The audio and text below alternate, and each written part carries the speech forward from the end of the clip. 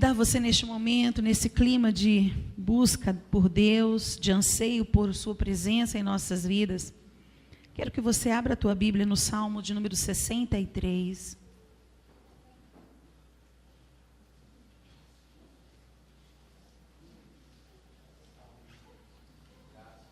Salmo de número 63.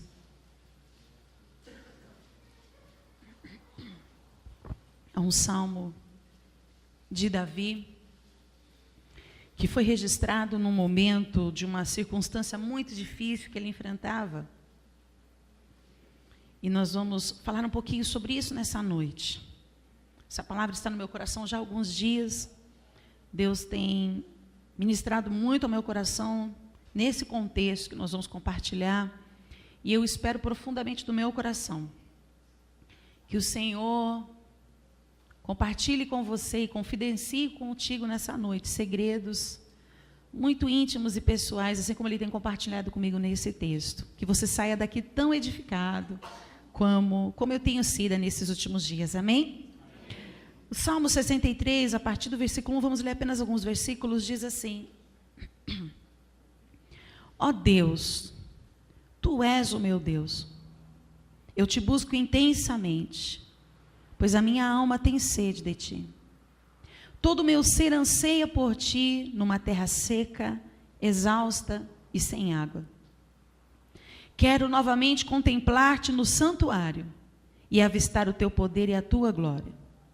O teu amor é melhor do que a vida, por isso os meus lábios te exaltarão. Enquanto eu viver, te bendirei, e em teu nome levantarei as minhas mãos. A minha alma ficará satisfeita como quando tem rico banquete. Com lábios jubilosos a minha boca te louvará. Até aqui, queridos, amém? Este salmo, embora ele pareça ser muito poético, porque todas as vezes que nós olhamos para alguns salmos, e a forma como o salmista, e o salmista aqui em questão é o salmista Davi, o grande rei Davi, a forma como é expressado esse texto, esse salmo, a forma como nós lemos, parece ser um salmo tão poético, né? Ó Deus, Tu és o meu Deus. Assim como a canção que nós acabamos de cantar, é uma canção que tem uma melodia tão poética, a harmonia tão poética. E dependendo do momento em que nós cantamos, como cantamos agora, num dia de festa, porque estamos num dia de festa. Você está em festa? Amém. Amém. Eu vim celebrar com você. Então tudo conspira para que seja o mais poético possível. Só que, quando eu estava meditando nesse texto, neste salmo de Davi, que é um salmo que expressa uma busca, e não é uma busca com uma conotação poética, mas é uma busca com uma conotação de desespero. Davi está dizendo: ó Deus, Tu és o meu Deus, e eu te busco intensamente, a minha alma tem sede de ti. E ele diz: todo o meu ser anseia por ti, ou seja, não há um espaço sequer dentro do meu intelecto, dentro da minha alma, do meu coração, que não anseie desesperadamente pela tua presença. E aí ele diz: numa terra seca, exausta e sem água. E quando eu estava lendo isso, e eu fui conferir o título do Salmo 63, que diz assim na minha versão, é um salmo de Davi quando ele estava no deserto de Judá. Eu fui pesquisar o que acontecia com o rei Davi nessa ocasião. E para nós compreendermos o contexto desse salmo, eu vou aqui em alguns minutos resumir o que Davi estava vivendo naquele momento. O que Davi estava passando neste deserto de Judá, para ele fazer essa oração a Deus, para ele expressar-se a Deus com essa sede, com essa procura desesperada da sua alma. E aí nós não vamos ter tempo de fazer a leitura aqui, mas se você quiser anotar para depois ler na sua casa com calma. O contexto em que Davi estava vivendo, essa dificuldade, esse momento de angústia e aflição, está registrado a partir dos capítulos 13, 14, 15, 16 e 18 do livro de 2 Samuel, que é onde está escrito a história dele. Tudo começou no momento da vida de Davi, em que ele já era rei sobre Israel. E ele já reinava sobre Israel há alguns anos, há uns bons anos. Ele já estava estabelecido, o seu trono já estava firmado. Ele era um rei aclamado, ele era um rei reconhecido. O seu trono era um trono admirável, pela forma como ele regia, como ele governava o povo de Deus.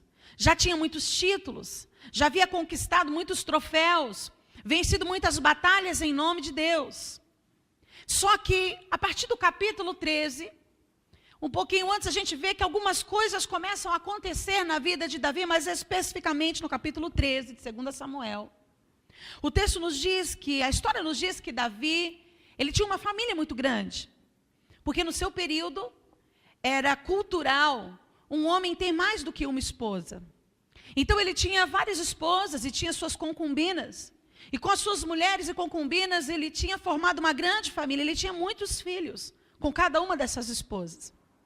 E a história nos diz, no capítulo 13, que um dos seus filhos, chamado Amnon, ele se apaixona por sua meia-irmã, chamada Tamar. Ele começa a dar asas a uma paixão que não vinha do coração de Deus, que não era agradável ao coração de Deus, porque Deus abomina um sentimento como esse, que é nutrido dessa forma entre irmãos. E ele está ali nutrindo aquele sentimento, ele se sente atraído pela beleza da sua irmã, pela pessoa dela, pela forma como ela o tratava, mas ela não tratava ele diferentemente da forma como ela tratava outras pessoas, fossem amigos ou familiares. Mas Amnon se afeiçoa à sua meia-irmã.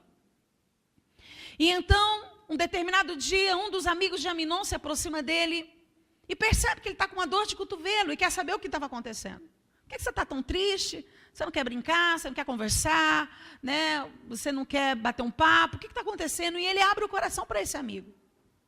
E esse amigo, ao invés de dizer para ele, você está louco? Olha o que você acabou de me dizer. Você está me dizendo que você está apaixonado pela tua irmã. Esse amigo não faz isso. Esse amigo era tão inconsequente quanto Amnon. E ele incentiva Amnon. Ele encoraja Amnon a se revelar, a revelar essa paixão para sua irmã. E a história nos diz, para a gente encurtar aqui, que Amnon arma uma situação e se faz doente e pede que a sua irmã venha cuidar dele. E ela vai, na sua inocência, na sua simplicidade. Afinal de contas, era o seu irmão que estava acamado. E ela vai lá levar um caldo, né, ver o que seu irmão precisava. E naquela circunstância, naquela ocasião, Amnon se aproveita da sua irmã e ele abusa sexualmente dela. Ele a desonra, ele a violenta. E então, a história nos diz que quando ele termina de violentar a sua meia-irmã, chamada Tamar, ela sai da sua casa, ela luta, mas ela era mais fraca do que ele, era um homem forte, alto, e ela não consegue se desvencilhar dele, ele a desflora, ele a desonra. Ela sai e volta para o palácio, para a sua casa, para o seu lugar, e ela encontra com o seu irmão legítimo, chamado Absalão. E Absalão, quando ele percebe que ela estava toda machucada, toda ferida, toda, né, desengrenhada, roupas rasgadas, ele percebe que alguma coisa de errado havia acontecido com ela, algum mal alguém tinha provocado na vida dela. E aí, então ele pergunta, e ela chorando muito, ela compartilha, fui violentada pelo nosso meio-irmão, Amnon. E quando isso acontece, chega aos ouvidos do rei, e isso se espalha dentro do palácio, aquela situação, aquela tragédia, provoca um caos dentro da família real. E tudo que Absalão esperava, era que seu pai, o rei Davi, tomasse uma posição. Que ele fizesse algo, como pai. Só que a história nos diz que Davi, ele não reagiu àquela circunstância. Davi não tomou nenhuma atitude. Ele consolou sua filha, Tamar, mas ele não vai até Amnon questioná-lo, corrigi-lo, puni-lo pelo que ele fez. E os dias se passam e Absalão não se conforma com a omissão do pai. E nós vamos entender um pouquinho mais lá à frente o que aconteceu. O fato é que essa revolta gerada no coração de Absalão fez com que ele provocasse uma segunda tragédia. Como o pai não reagiu, nenhum dos outros irmãos tomaram nenhuma postura com relação a Amnon, ele decide fazer justiça à sua irmã com as próprias mãos. e ele decide matar o seu meio-irmão Absalão. E ele mata Aminon. Absalão mata Aminon. Quando isso ocorre, aquilo que já estava um caos dentro do palácio, aquela tragédia, né, aquele ambiente de dor, de tristeza, de revolta, de mágoa, aquilo se torna muito maior. E Absalão agora ele pensa, o que foi que eu fiz? Ele cai em si quando ele percebe o mal que ele havia feito. Então no seu coração ele pensa, se meu pai não reagiu com Aminon, mas agora ele vai reagir. Duas tragédias, uma atrás da outra, meu pai não vai suportar. Então ele decide fugir de Jerusalém. Ele deixa a sua casa, ele deixa o palácio e sai fugido de Jerusalém, porque ele não queria encontrar-se com o pai, porque no coração dele ele tinha certeza que o seu pai iria tomar alguma postura com relação ao que ele fez. E a história nos diz que alguns anos se passam e Davi não sai do palácio para ir em busca de Absalão. Davi não quer ver Absalão. Davi não havia conseguido elaborar todas aquelas tragédias. A desonra de Tamar provocada pelo filho Aminon, agora o assassinato de Aminon provocado pelo outro filho, Absalão. Os anos se passam, Absalão forma a família longe do palácio, e a história nos diz que Absalão, determinado dia, ele decide voltar para Jerusalém. Ele quer reatar os seus laços com a sua família. Ele quer reatar os laços com o pai, com a sua mãe, com os seus outros irmãos. E ele pede ajuda a um dos oficiais de Davi, que era amigo pessoal de Davi, para que interceda por ele, a seu pai. E então, Davi aceita que Absalão volte para Jerusalém. E no coração de Absalão, ele pensa que o fato de o pai estar permitindo que ele volte, que ele regresse para Jerusalém, significava que o pai estava lhe propondo ou aceitando uma reconciliação. Só que quando ele se estabelece novamente em Jerusalém, Davi não quer vê-lo. Davi ainda não estava pronto para falar com Absalão. E ele pede para que Absalão não se apresente a ele. Ele pode voltar para Jerusalém. Ele pode se firmar e se estabelecer aqui novamente com a sua família. Mas eu não quero falar com ele. E isso passa-se 2 anos. Absalão e Davi no mesmo ambiente, convivendo na mesma cidade. Mas Davi não fala com ele. E aí então é onde Absalão mais uma vez suplica para que o pai o receba. Porque não faz sentido, na mente de Absalão não fazia sentido ele estar dentro da cidade que o pai governava, mas não ser aceito pelo pai. Então, depois de uma certa conversa, a reconciliação tão esperada por Absalão acontece. Só que o coração de Absalão ainda estava fechado. O pai o havia recebido de volta. O pai havia reatado novamente o vínculo, a aliança com ele. Havia lhe perdoado pelo assassinato do seu outro irmão, pela forma tão trágica como ele decidiu resolver aquela situação. Só que pouco tempo depois, a história nos diz que Absalão, ele começa a tramar contra o próprio pai. Absalão começa a conspirar contra o seu pai, o rei Davi, para tomar o seu trono. No coração de Absalão, ele julgava que o seu pai Davi não tinha condições de continuar reinando sobre Israel. Que ele não tinha cacife, que ele não tinha competência, depois de tantas coisas que havia acontecido. E a história nos diz que ele, então, começa a influenciar boa parte de Israel. Ele vai nas províncias mais distantes de Jerusalém. E ele começa a fazer alianças para através daquelas alianças, conseguir convencer o maior número de pessoas que fosse, e não apenas de pessoas comuns do povo, mas pessoas que faziam parte do governo, pessoas que faziam parte do exército, comandantes e os próprios guerreiros do exército de Israel, para ele tomar o trono do pai. E é aí então que as coisas tomam uma proporção totalmente inesperada. Absalão, determinado dia, ele não tem pressa, ele vai fazendo isso de uma forma muito sorrateira, porque o inimigo ele é assim, ele é astuto, ele vai se calçando, e foi exatamente o que Absalão fez, ele foi se calçando. E passado algum tempo, ele se dirige até uma cidade chamada Hebrom, que era uma cidade muito importante, uma das províncias mais importantes de Israel naquele tempo. E ele se autodenomina rei em Hebrom. E então, com a cama feita, com os aliados que ele achava, julgava que já estava um bom número, ele decide partir em direção a Jerusalém para tomar o trono do seu pai Davi. Quando a notícia chega em Jerusalém, acerca da intenção de Absalão, quando Davi ouve o que estava acontecendo no seu reino, a conspiração que Absalão estava liderando, Davi decide no seu coração não enfrentar o seu próprio filho. No seu coração ele decide abandonar o trono. E é engraçado que ninguém compreende a postura de Davi. Eu acredito que as suas esposas não o compreenderam. Seus filhos não o compreenderam. Os seus generais, os seus comandantes, a sua tropa, um grupo mais seleto de homens guerreiros, que eram chamados, a Bíblia denomina eles como valentes de Davi, ninguém compreendeu a postura de Davi. Porque todo mundo ficava esperando que ele revidasse. Só que Davi decide deixar Jerusalém para não ter que lutar contra o seu próprio filho. Porque na mente de Davi, a família real já estava marcada demais por desonra, estava marcada demais por traição, por morte e por vingança.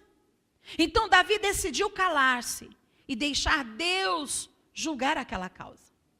E aí a história nos diz que ele decide, no capítulo 15 de 2 Samuel, ele decide partir em direção ao deserto de Judá, que é onde nós vamos chegar daqui a pouco, é o salmo onde nós lemos, onde Davi fez aquela oração. Ele decide se dirigir a esse deserto com a sua família, com parte do seu exército, com parte de algumas pessoas de Jerusalém, uma boa turma, uma boa multidão, segue Davi em direção ao deserto, porque no coração dele, ele decidiu que ele não iria enfrentar o seu próprio filho, porque ele sabia que Absalão estava em desvantagem.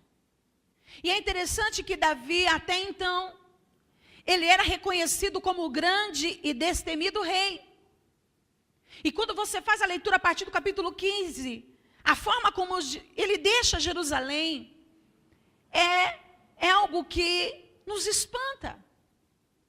Um rei que era um rei tão forte, que era um rei destemido, que era um rei valente, corajoso, ele sai de Jerusalém em silêncio.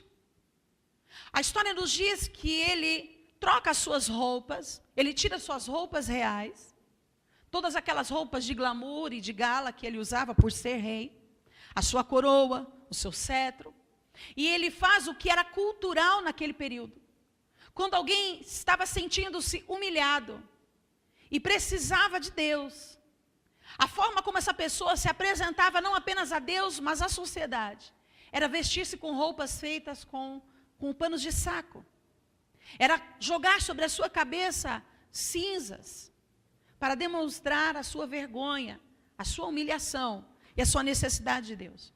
E a história nos diz que ele sobe sobre o lombo do seu cavalo descalços, os pés descalços, e ele cobre a sua cabeça. Ninguém consegue enxergar o perfil do rei. Aquele homem que todas as vezes entrava e saía, todo cheio de pompa do seu reinado, da sua cidade, de Jerusalém, a cidade do Senhor. Agora sai descalços, vestido com panos de saco, com a sua cabeça coberta, em sinal de vergonha, sem dizer uma palavra. E a história nos diz que ele sai envergonhado, humilhado e chorando muito. E apesar, quando eu estava meditando nesse texto, o Espírito Santo me fez enxergar algumas coisas aqui, e é a partir daqui que eu quero ficar com você. Que apesar de Davi ser um homem segundo o coração de Deus, porque a própria Bíblia nos diz que o próprio Deus outorgou a ele esse título. Não foram seus filhos que disseram: pai, eu vejo o Senhor como alguém segundo o coração de Deus. Não foi nem o próprio rei Saul que foi deposto para que Davi fosse rei em seu lugar.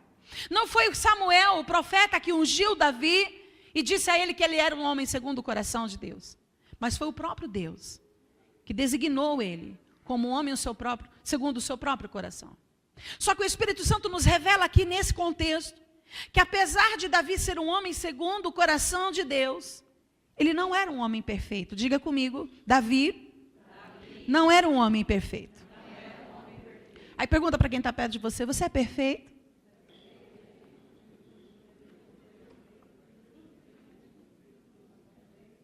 Davi não era um homem perfeito. Era um homem segundo o coração de Deus. Caracterizado por Deus assim por causa das características do seu coração. Porque ele era um homem quebrantado. Era um homem que reconhecia os seus erros. Que não tinha dificuldade em voltar atrás, em colocar a marcha ré. Ele era um homem humilde. Por isso Deus o chama de homem segundo o seu coração. Mas apesar de Deus enxergá-lo e denominá-lo um homem segundo o seu coração, isso não tornou Davi um homem perfeito. E é interessante que à vista de todas as pessoas, era inegável os seus pontos fortes. Pontos positivos que trouxeram a Davi, na história do seu reinado, muito sucesso, muita honra, muita glória. Quando nós falamos do rei Davi, quando Davi ele é lembrado, ele é citado, quais são as coisas que vêm ao nosso coração, à nossa mente acerca dele? Ele era um excelente músico. Ele não era um músico medíocre, ele era um excelente músico. Ele não era um adorador meia boca, mas ele era um homem cheio de temor e fé no seu coração. Ele era um adorador por excelência. A história também nos diz que ele era um excelente guerreiro. Ele era um homem destemido. E na sua geração, na sua época, ele era o rei mais conceituado de toda a terra. Até mais do que os reis dos grandes reinados inimigos de Israel. Só que no seu íntimo, preste atenção nisso, o próprio Davi conhecia os seus pontos negativos. Ele sabia das suas limitações e das suas fraquezas, os quais, à medida da convivência, fosse com a sua família, com os seus homens, com as suas tropas ou com o próprio povo, foram ficando evidentes. E o Espírito Santo ministrou algo ao meu coração. Que a nossa vivência, queridos, o que é vivência? A vivência é a nossa experiência de vida. A nossa vivência, ela deixa à mostra o que nós fazemos e realizamos. É ou não é? Talvez quando o pastor Abimael estava fazendo a minha apresentação aqui, ele perguntou, quem aqui nunca ouviu a pastora Leila ministrar? Algumas mãos se levantaram, mas as que ficaram baixas, os que não levantaram as suas mãos, talvez pensam, eu já ouvi ela, conheço ela. Ela canta, ela compõe, ela prega, ela tem 3 filhos. Conheço o marido dela, pastor Sidney, já veio aqui. Aí eu acompanho ela no Instagram, no Facebook. Então, a vivência, ou seja, a minha história de vida, apesar de nós não termos essa proximidade, mas a minha história de vida, a minha vivência, vai deixando à mostra aquilo que eu realizo, aquilo que eu construo, aquilo que eu edifico, aquilo que eu faço. Mas, queridos, é na convivência. E o que é convivência? É a proximidade, é o caminhar junto, é a intimidade que é gerada no dia a dia. É essa convivência, essa proximidade que vai evidenciar de fato quem nós somos. E foi isso que aconteceu com Davi. Davi decide fugir para o deserto, porque no seu coração ele estava exposto mais do que a sua vivência. A sua convivência com a sua família, a sua convivência com as pessoas subordinadas a ele, a sua convivência com o seu exército, foi deixando à mostra não apenas aquilo que ele fazia ou realizava, mas todos esses caos que foram provocados, essas tragédias que aconteceram na família real, e a falta de habilidade de Davi em administrar aqueles conflitos dentro da sua própria casa, deixaram à mostra não apenas aquilo que ele realizava, mas deixou à mostra as suas características pessoais. Davi estava se sentindo falido como pai. Davi estava se sentindo falido como rei. Porque quando nós olhamos para esse texto, tudo isso chegou a esse ponto, porque Davi cometeu um pecado, quando Aminon desonrou a sua filha. O pecado da procrastinação. Ele não agiu na hora certa. Ele tinha habilidade para usar a espada. Ele tinha habilidade para falar com o povo. Ele tinha habilidade para enfrentar Golias. Ele tinha habilidade para uma série de coisas. Mas aqui nessa questão, se tratando da família, ele se mostrou inabilitado para administrar os conflitos da própria casa. E o fato da sua falta de postura fez com que um abismo fosse chamando outro abismo. Só que não é sobre a procrastinação que eu quero ficar com você nessa noite. Por causa disso, ele decide agora deixar o trono. E aí eu estava meditando e o Espírito Santo disse algo ao meu coração. Eu perguntei, Deus, por que Davi entregou de mão beijada o trono a seu filho Absalão? Porque era justo? E o Espírito Santo disse ao meu coração, não, Leila. Não é porque era justo. Porque não era justo. Absalão era um traidor do próprio pai. Estava conspirando acerca da vida do próprio pai. Ele não estava abandonando o trono porque era o certo a se fazer. Mas o Espírito Santo me disse que nesse momento da vida de Davi, que não é diferente de alguns momentos que nós enfrentamos, Davi não sabia o que fazer de certo. Mas ele tinha algo no seu coração. Eu não posso errar mais. Quantas vezes nós, no momento de um caos estabelecido na nossa vida, que está refletindo à nossa volta, seja esse caos promovido por nós mesmos, provocado pela gente ou não, como aconteceu com Davi, foi provocado pela procrastinação. Eu não sei o que é o certo a fazer. Eu não sei qual é a melhor coisa a se fazer agora. Mas já que eu não sei o que é certo, uma coisa eu sei, eu não quero errar mais. Pergunta para quem está perto de você. Você já teve que tomar uma atitude sem saber o que fazer? O que era o melhor a se fazer?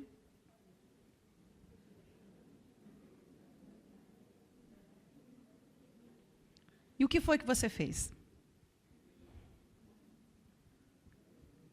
Porque às vezes, no ímpeto do momento, eu não sei o que eu vou fazer, então eu vou fazer isso aqui mesmo. Se der errado, Deus, se não der... Não, Davi não tinha esse coração. Eu não sei o que é certo a se fazer. Mas uma coisa eu sei. Eu não quero errar mais. Eu não corrigi Aminon quando deveria corrigir. Depois não corrigi Absalão na hora de corrigir. Mas uma coisa eu sei. Eu não vou enfrentar meu próprio filho. Então ele decide sair de lá. E aquele homem aparentemente forte agora se revela não tão forte assim. E as pessoas estão esperando, talvez alguma explicação. Porque às vezes as pessoas esperam uma explicação da gente. Mas por que é que você está indo para cá em vez de vir para cá? Mas por que é que você parou em vez de caminhar? Ou então por que é que você está caminhando quando eu acho que, no meu ver, acho que o melhor agora era parar? Eu acredito que as suas esposas talvez ficavam uma cochichando com a outra. Onde isso vai dar? Talvez os filhos estavam, naquele momento, decepcionados com o pai, dizendo, mas ele está deixando o trono. É justo a gente deixar nossa casa? É justo a gente deixar tudo que a gente construiu? Mas ninguém tinha coragem de falar. Mas no coração de Davi, ele pensava, eu não posso mais errar. Eu não quero mais errar. Aquele homem que sempre esteve pronto para as batalhas, agora estava fugindo de uma. Aquele rei que não perdoava os seus inimigos, agora estava ignorando uma conspiração promovida pelo próprio filho. Aquele homem que sempre soube como agir aos olhos da família, aos olhos das pessoas que estavam acompanhando ele, saindo de Jerusalém. Talvez olhava para ele e dizia, mas ele está perdido. Parece que ele está confuso. E aí a história nos diz que depois de alguns entraves nessa rota de fuga, ele faz uma pausa próximo ao Rio Jordão. Ele faz uma pausa para descansar, para dormir um pouco, para retomar a fuga no dia seguinte. E a história nos diz que logo que ele para, que ele manda a comitiva, a parte do exército que estava com ele, suas famílias, as famílias dos homens que estavam com ele, quando ele diz, olha, nós vamos descansar um pouco, logo chega uma mensagem a ele. Um mensageiro chega a ele dizendo que Absalão já havia chegado em Jerusalém E havia dado ordens expressas para o pouco do exército que ele levantou de aliado com ele, para caçar o seu pai, e matar o seu pai, exterminar o seu pai como se fosse um cão. E aí alguém aconselha Davi: não é bom você passar a noite aqui. Você precisa continuar a viagem. Mas Davi estava cansado. Os animais estavam cansados.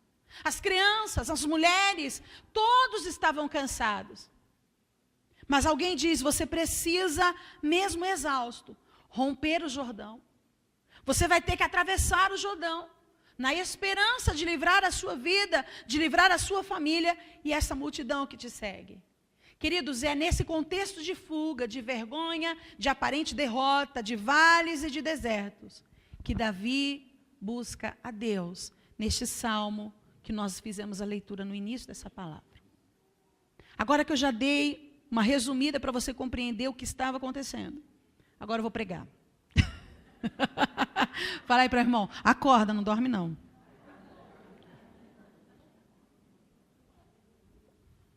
Primeiro ponto que o Espírito Santo compartilhou comigo quando eu estava meditando nesse contexto. Davi orou ao Senhor naquele deserto, próximo ao Rio Jordão, humilhado, envergonhado, olhando para si mesmo e se vendo como uma decepção, como pai, como esposo, como rei. Olhando, tendo que encarar o olhar das pessoas que estavam com ele, mas não tinham coragem de falar alguma coisa porque ele era rei. E ele faz uma oração a Deus. Agora você entende porque eu disse que, por mais que a gente faça a leitura desse salmo de uma forma poética, não havia nada de poesia no momento que Davi estava passando. Ele começa a sua oração e eu acredito que essa oração ele deve ter se isolado, ele saiu de perto das pessoas. Porque Davi, ele tinha essa característica de ter um tempo a sós com Deus. Como o pastor Abimael estava falando, o crente que não tem um tempo a sós com Deus, um tempo de qualidade com Deus, é alguém vazio de Deus. E eu acredito que ele sai um pouco, se retira daquelas pessoas, antes de romper o Jordão, de seguir o conselho que ele tinha recebido. Mesmo sabendo que eles estavam em contagem regressiva para a chegada do exército do seu filho. E ele vai orar a Deus e ele começa dizendo: ó Deus, Tu és o meu Deus, e eu te busco intensamente, a minha alma tem sede de Ti. Quando eu estava lendo esse primeiro verso, que é o início da busca de Davi por Deus, da oração de Davi a Deus, o Espírito Santo ministrou ao meu coração algo muito importante. Quando Davi está ali naquele deserto, dizendo para Deus essas palavras, no seu íntimo, Davi já não se considerava mais rei sobre Israel. Davi não se considerava mais rei sobre o povo de Deus. As roupas reais haviam ficado em Jerusalém. O cetro, a coroa, o trono, ele não levou nada com ele. Então ele não se considerava mais rei sobre Israel. Mas no meio daquele deserto e daquele caos, Davi queria deixar muito claro para Deus o seguinte: eu já não sou mais rei sobre Israel, mas Senhor, eu ainda o considero o Deus da minha vida. E Davi não considerava Deus o seu Deus, porque um dia lá atrás o Senhor o tornou rei sobre Israel, quando ninguém o conhecia. Davi não considerava Deus o seu Deus, porque ele lhe encheu de bens, de honra e de glória. Porque nós chegamos aqui hoje, num dia de celebração, como estamos, corações felizes. A gente tem um probleminha ou outro para resolver no nosso dia a dia, ou tem alguém aqui não tem nenhum problema para resolver, está tudo certo, 100% beleza, né? Se tiver alguém, manifeste-se, que a gente vai pedir para você qual é o segredo, para não ter nenhum problema.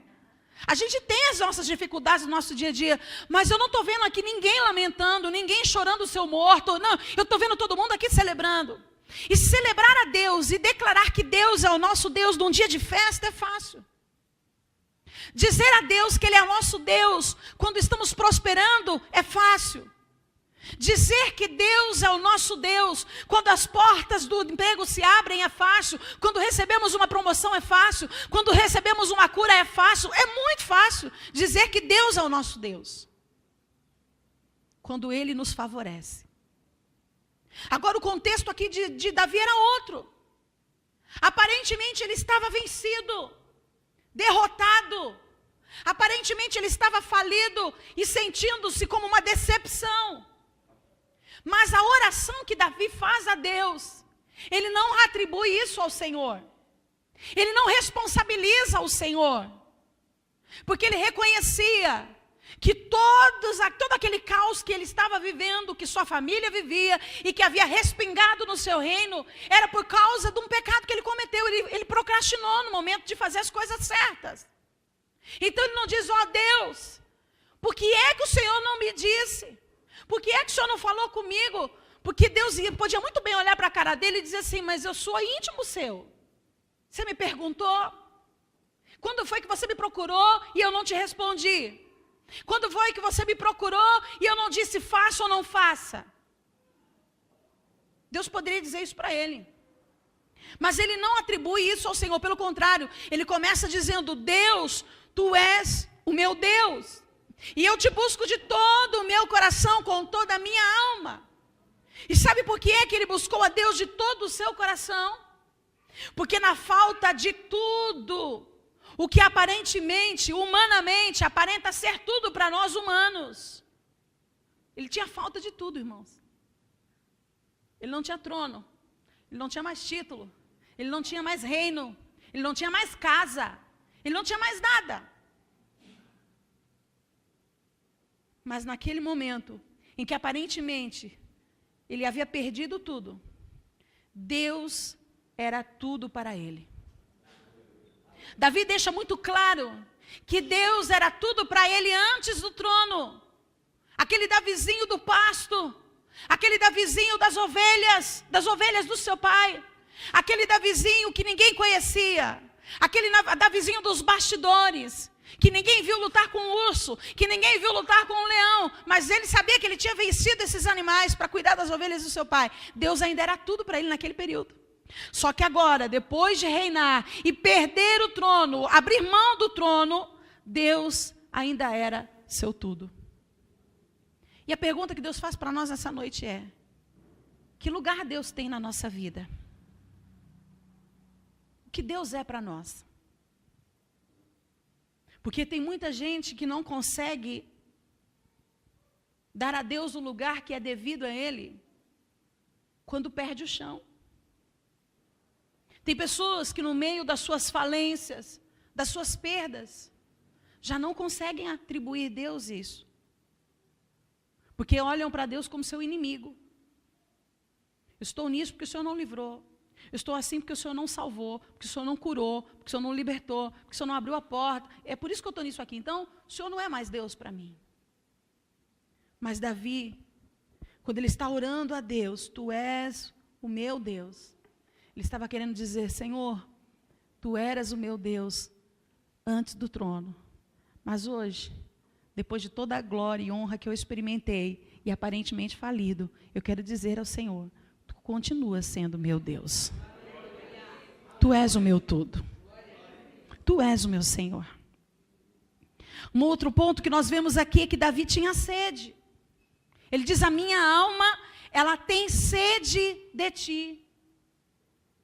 E é interessante que essa sede que Davi tem de Deus, ela tem a conotação de falta, ela tem a conotação de saudade. E essa sede, essa saudade que tinha no coração de Davi, não era a sede dos bons vinhos, da mesa farta do palácio. Não era isso que estava fazendo falta para Davi naquele momento. Em que a história nos diz lá, no capítulo 15, 2 Samuel, que até a comida, a água, tudo já estava pouco. A provisão que eles tinham para aquele período de fuga, como era muita gente, já estava escasso naquele momento do deserto.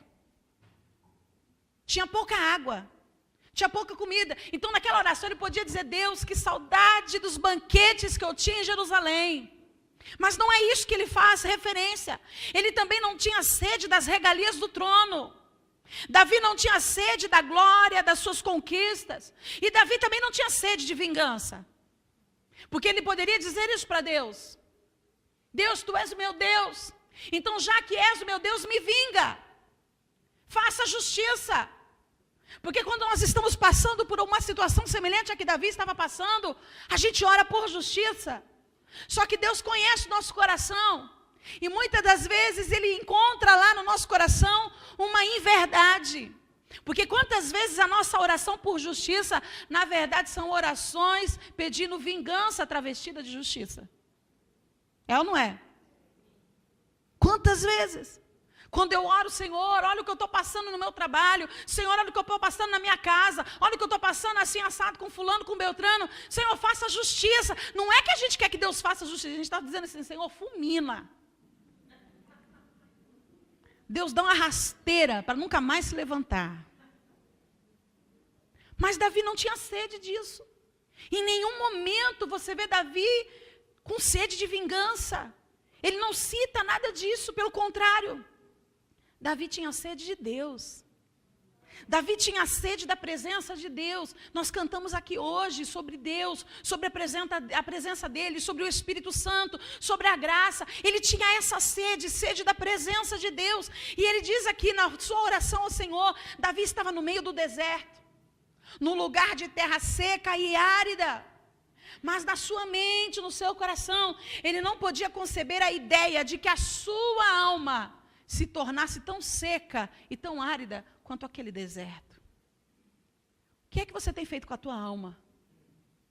Porque às vezes a gente permite que o deserto que está à nossa volta, o deserto sobre os quais os nossos pés estão pisando, eles acabem tornando a nossa alma num deserto. Só que para a gente permanecer com a nossa alma refrigerada, só tem um meio: é buscando a presença daquele que é o autor e consumador da nossa fé. Ele sabia disso. Ele não sabia o que seria do seu amanhã. Mas no coração dele, ele não podia pensar no seguinte: eu não posso chegar no dia de manhã desprovido da presença de Deus. Terceiro e último ponto: Davi queria ver o Senhor. É isso que ele diz no versículo 2. Quando ele diz assim: quero contemplar-te mais uma vez no teu santuário e avistar o teu poder e a tua glória. O teu amor é melhor do que a vida, por isso os meus lábios te exaltarão. Davi queria ver o Senhor. Quando ele fala do santuário, ele estava falando da casa de Deus em Jerusalém. Porque naquele período, eles tinham um lugar de cultuar. Depois de Jesus, por causa da graça, o véu se rasgou. Então, em todo lugar, Deus habita. Não que Ele não habitava naquele tempo, mas Deus se manifestava naquele período por meio da arca, por meio dos sacerdotes, na hora do sacrifício. Era assim que Deus se manifestava e se revelava ao povo. Não era em qualquer lugar, em qualquer momento, usando qualquer pessoa. Hoje não. Se eu precisar de Deus, Ele pode usar você para falar comigo. Ele pode usar você para falar com o teu irmão, com a tua irmã. Porque hoje, por causa da graça, nós alcançamos isso. Mas naquele período, Davi disse: Senhor, eu quero ter novamente o privilégio de contemplar o Senhor no teu santuário. Ele estava falando das experiências que ele tinha com Deus, dos momentos que Deus havia se revelado a ele, que ele havia visto a glória do Senhor se manifestando. E ele tinha saudade disso. E ele queria ver o Senhor. Ele não queria se ver. Presta atenção nisso. Porque às vezes, quando nós oramos a Deus, a nossa oração tem mais a ver com a gente do que com Deus. Tudo gira em torno da gente na nossa oração. Mas a gente observa aqui que a oração que Davi faz no meio do caos não tinha a ver com ele, tinha a ver com Deus. Ele tinha sede de Deus. Ele queria ver a Deus. Tudo era Deus. E aí quando a gente consegue enxergar Deus e prima por Deus na ótica correta, pela percepção correta, quando nós oramos, a nossa oração ela é diferente. Porque quando ele fala de ver, a questão dos olhos, da percepção, ele não está falando de si mesmo, ele não queria se ver numa posição de triunfo em glória. Olha, Deus, eu quero me ver novamente honrado. Não era isso que ele queria ver.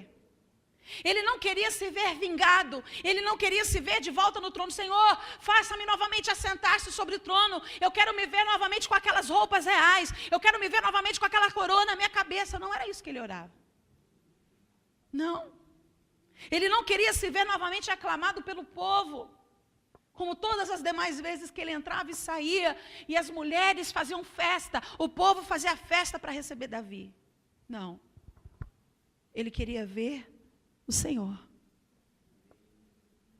Davi era alguém tão desapegado dessas coisas, e é por isso que Deus o escolheu, e disse que ele era um homem segundo o seu coração.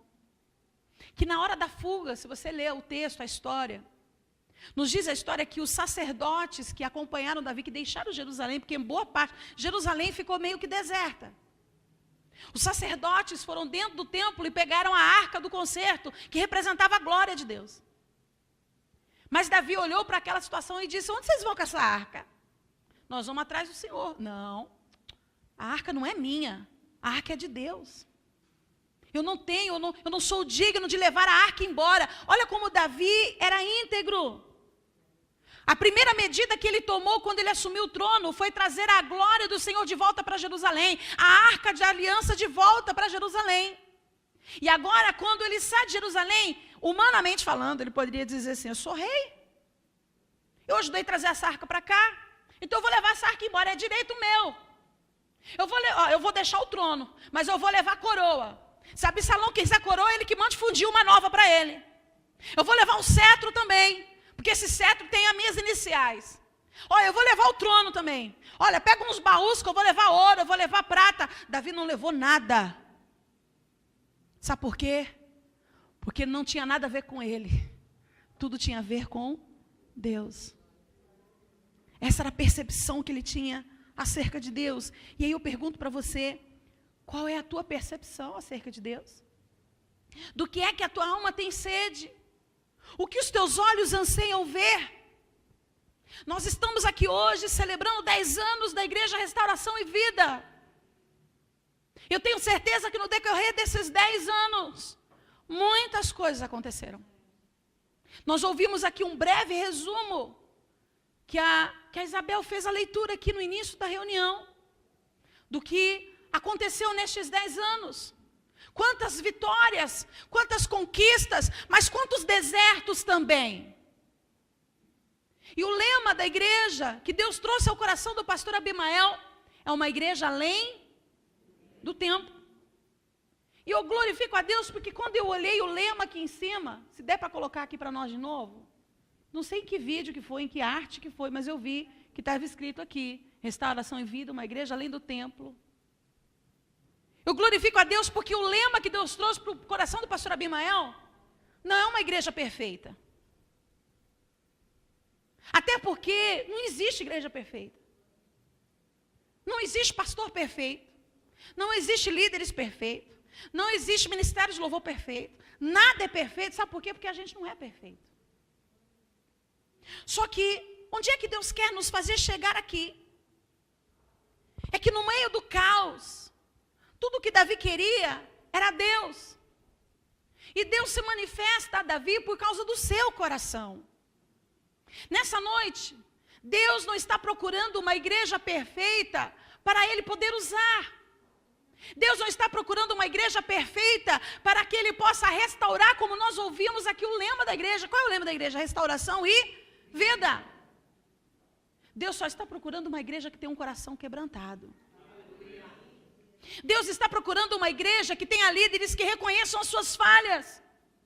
Deus está procurando uma igreja que tenha obreiros, que tenha irmãos, que tenham mulheres, que reconheçam as suas limitações, que reconheçam as suas fraquezas, que não tenham nenhuma dificuldade em ajoelhar-se diante de Deus e dizer: Deus, Tu és o meu Deus. Não tenho mais nada. Não tenho mais nada que o mundo considera ser tudo.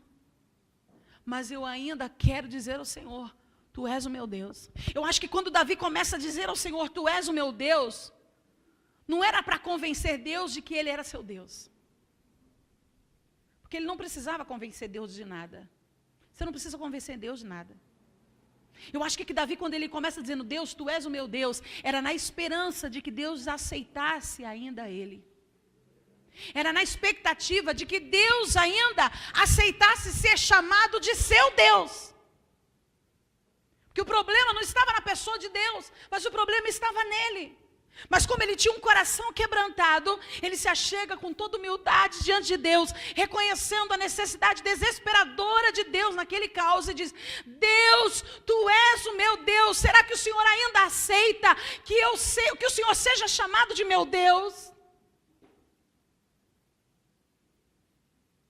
Queridos, nós somos aqui nessa noite uma multidão composta por pessoas imperfeitas.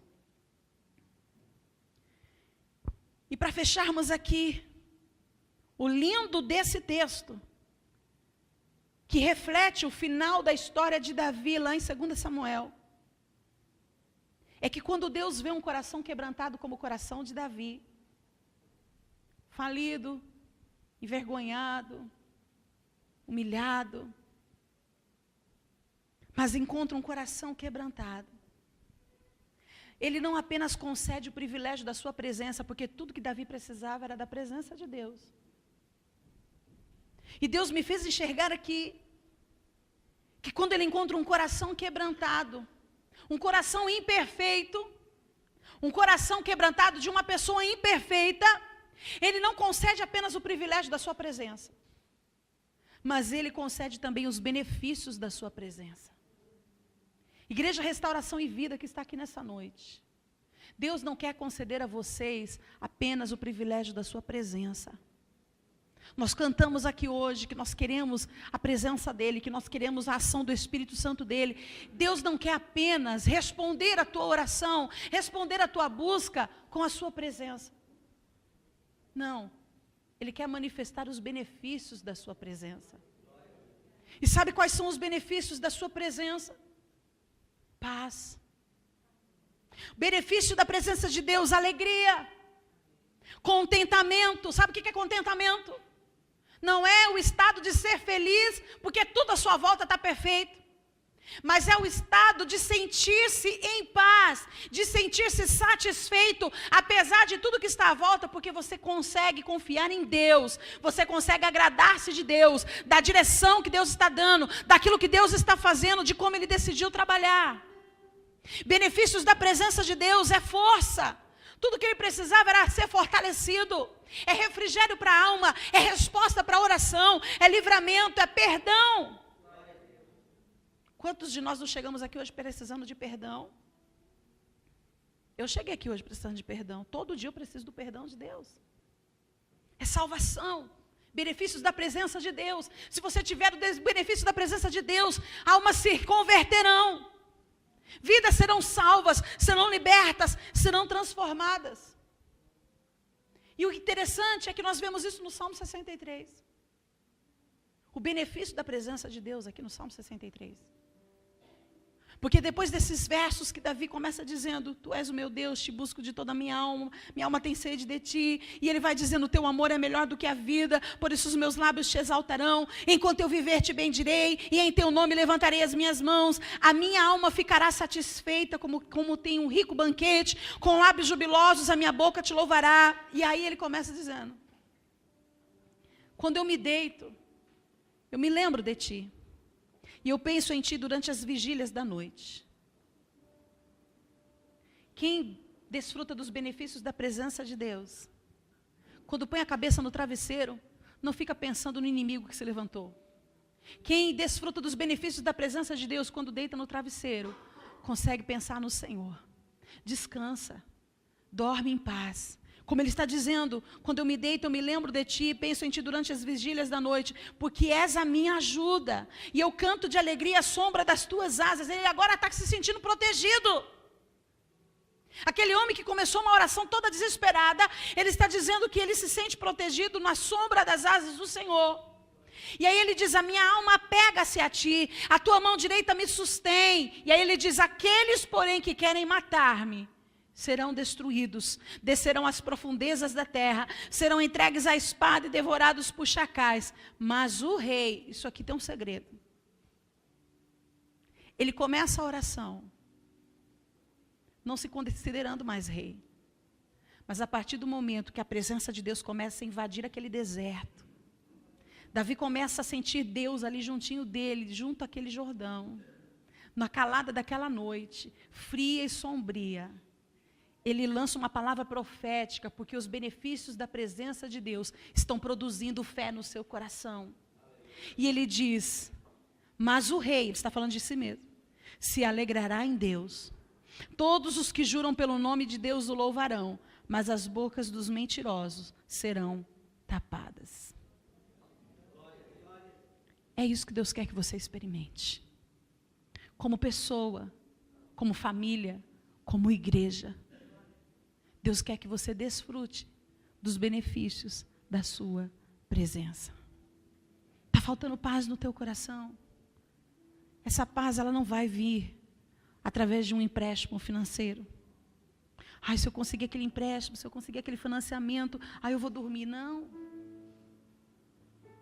O sono tranquilo não vai chegar por causa do financiamento imobiliário, do financiamento do carro, seja lá do que for.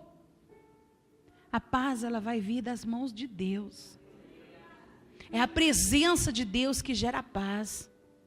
Porque quando eu tenho os benefícios da presença de Deus, e esse é um dos benefícios, a paz, ainda que o meu crédito seja negado, meu coração descansa.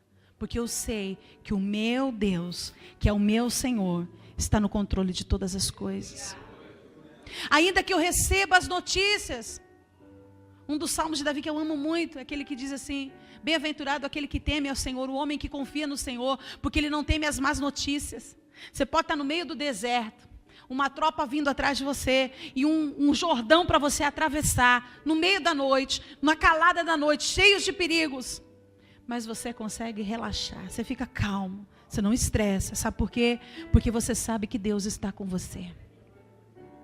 Queridos, temos o que celebrar nessa noite, sim. São 10 anos. São 10 anos. Celebre a Deus essa noite. Glorifique a Deus de todo o teu coração. Porque Ebenezer, até aqui, o Senhor os tem sustentado. Porque até aqui, vocês não têm apenas desfrutado do privilégio da presença de Deus, mas Deus tem sido tão poderoso, tem sido tão gracioso com essa igreja, que Ele os tem beneficiado com a sua presença. É isso. Então alegre o teu coração, celebre de todo o teu coração. E eu quero orar com você neste momento. Eu queria que você se colocasse de pé. Se houver algum imperfeito aqui como eu,